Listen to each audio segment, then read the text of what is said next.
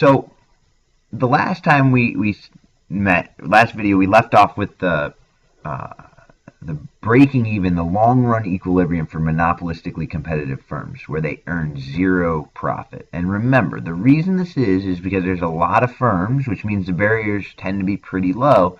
So you have entry and exit here. So whenever firms are earning profits, other businesses or other entrepreneurs look and say, wow, you know what? I'm going to go do that. It's not that hard. I can make a profit. Consequently, if you're taking losses, firms look around and they can say, you know what? I'm not making any money. I can go. There's opportunities elsewhere to make money, so I can exit. And so what we're going to do is we made this graph here, which is the break-even graph, the long-run equilibrium graph for monopolistically competitive firms. But it doesn't include talk about what happens if they're making profits or losses. So I'm going to do that here. I'm going to talk to you about how they adjust. And I urge you to pay close attention because this is the section that beat a lot of people up when we talked about it in Perfect Competition. So the rules kind of are the same, but as far as entry and exit are concerned and their relationship with profit and loss, which didn't hurt people, I don't think, generally, but figuring out how it manifests itself on the graph is a huge concern. So pay close attention. Now, hang on one second. Let me pause. I want to look at something here. All right. What's going to happen here is that this graph right here is going to get really, really messy in a second. So it may be helpful to you. If you look in your book on page 662, 67.2, it'll show you the movement that I'm going to show you here. Now, let me see here. So I'm making a loss here. So hopefully when you drew this thing, you drew it so that your ATC fell. Oh, do you guys see my error here? I mixed up my marginal revenue and my average revenue here, so don't make that mistake. I'm going to pause this. I'm going to fix it. So let that be a lesson to you. I mean, just how easy it is. You got to take your time. You got to be patient, because if you get in a rush, you're going to mess these things up. So let's see here. Let's change my marker color to blue here. So we're going to be a profit maximizing firm. That means we go to where MR equals MC. I got my quantity. Now I got to find my price. It's up here. Okay, there's my price. Now, since my total revenue here is this box, my total cost has to be bigger. So I'm going to make my average total cost here. My average total cost has to be bigger. So that means my average total cost got to come above my price here. And remember, I got to make sure that the bottom of my ATC curve is always at my MC. So I went like so. Okay, that's my ATC. I got my loss now. Now the question is, what happens here in the long run? So if I'm taking a loss, and you should be able to show where the area of loss is using this graph. If I'm taking a loss, what am I going to do as a firm? Firms are going to exit. Versus if I'm making a profit, firms are going to do what? They're going to enter. So I'm going to put the rule up. You want to write this down on the back of page number 1 where it says long run adjustment rules. So pause the video here. I'm going to put the rule up. I actually had it right here, you can see, but then I moved it off and I couldn't get it back. So it is right, excuse me, here. So write this down. How do we get to long run equilibrium? Write this down. I'll pause the video. You pause the video, and I'll come back in a second. So let's take a look here. So here's what's going on. If firms are entering, we see our demand curve going to go to the left. If firms exit, our demand curve is going to go to the right when we're talking about monopolistic competition. I want you to think about why this is here. So if you look, I made a little chart here. I got the number of firms, I got the number of customers. You notice the customers stay the same. So the amount of customers that want a hamburger at lunch from day to day and week to week, pretty stable. We're going to assume it's constant here. But if we change our number of firms, it dictates or changes the desire for these firms' burgers. So if you imagine, so in the previous example, this one right here, firm was taking a loss. So let's assume that's going on. So if I go back to the other sheet, firm's taking a loss. That means that the firms are going to exit. They're taking losses. So that means the demand is going to increase. So if firms are exiting, notice that we're going to go from 20 firms to 10. Okay?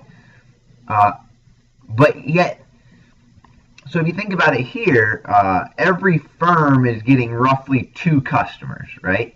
So 40 customers got to go, okay? But now every firm here now has to get about 4 customers, right?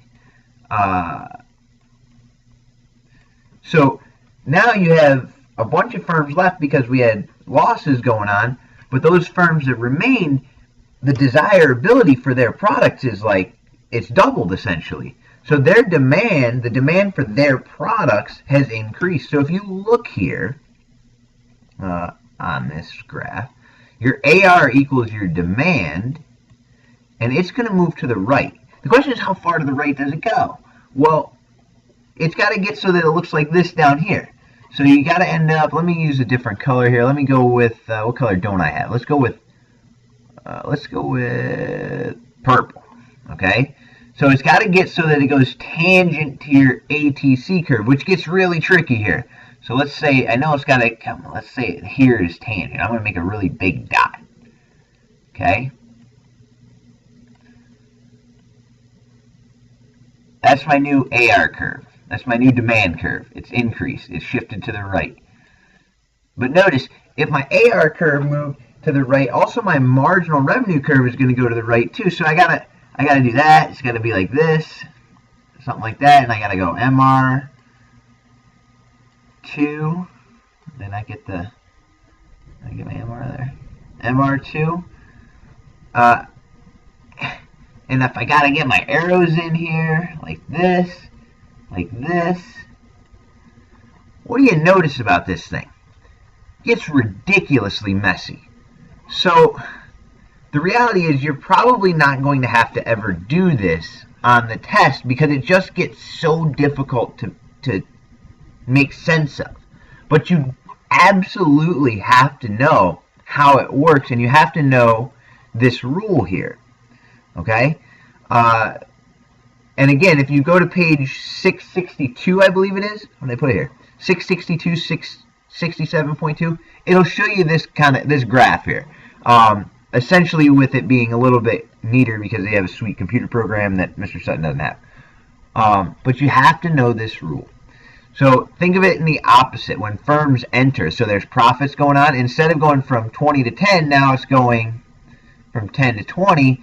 And firms that used to have 4 customers coming in now only have 2 because now there's more options. So instead of going out to the mall and there's only 10 firms to choose from, now those same customers have 20 firms. So they're going to spread out a little bit more evenly.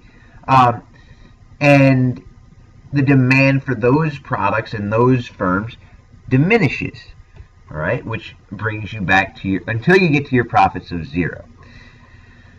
Now, I hope you all understand that. Let's talk about this last question here.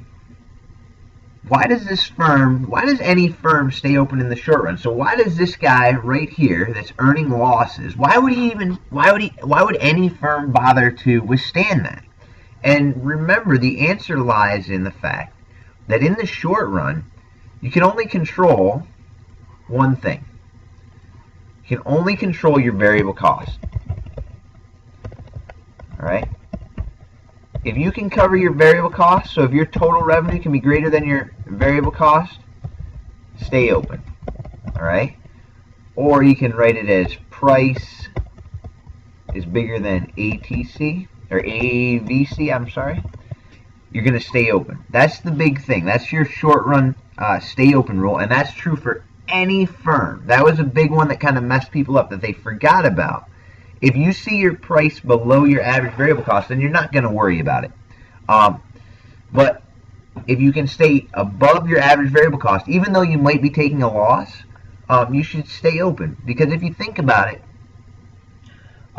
for example, you may have if you can at least cover some of your fixed cost and a little bit of your variable cost, then you end up making a smaller loss than if you just close down, if that makes any sense. Oh, shoot, darn it. No, don't do that. Let me out. Sorry about that. I hit a wrong button. So let me just try to reiterate that point again. as I hit that button.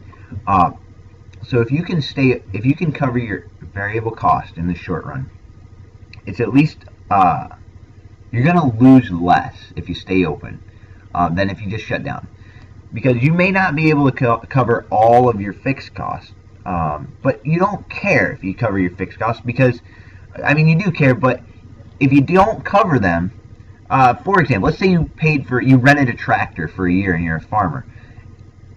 If you shut down, you're still paying for that tractor for the year. So the fact that you open up today or tomorrow doesn't necessarily, you don't worry about the tractor, because you're paying either way, whether you're open or closed. If you can cover the variable cost that goes into buying the fertilizer or the seeds or whatever, if you can at least cover some of those costs, then you're better off than if you don't open at all. So I don't know if I made that better or worse, but let me know if you have any questions.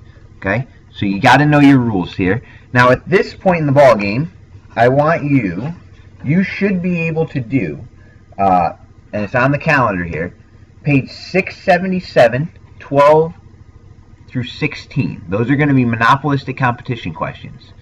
All right, and you'll notice they don't make, I think they do make you graph a little bit, but the biggest thing is going to be for you to be able to explain how firms are going to be able to, how your graphs are going to change in the long run versus the short run. Okay? I'm trying to think if there's anything else. You should also look at page number 2, and I'm going to put up a little teaser about page number 2. You're going to look at a graph, and but I'll talk more about that in a second. All right.